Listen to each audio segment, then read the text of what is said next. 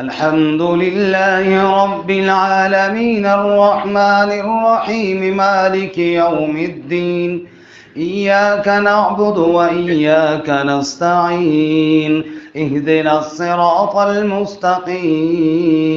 صراط الذين أنعمت عليهم غير المغضوب عليهم ولا الضالين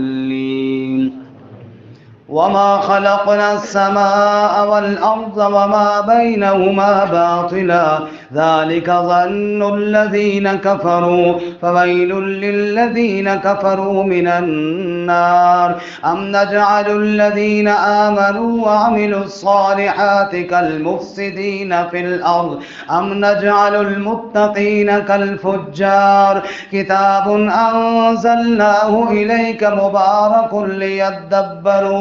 ليدبروا آياته وليتذكر أولو الألباب ووهبنا لداود سليمان نعم العبد إنه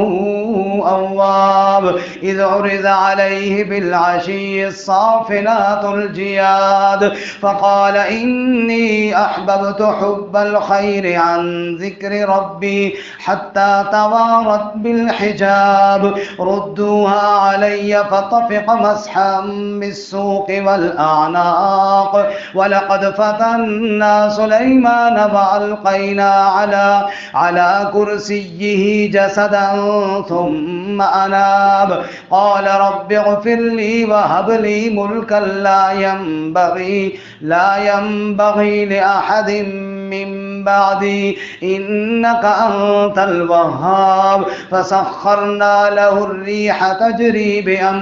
بأمره رخاء حيث أصاب والشياطين كل بناء وغواص وآخرين مقرنين في الأصفاد هذا عطاؤنا فامنن أو أمسك بغير حساب وإن له عندنا لزلفى وحسن مآب الله أكبر.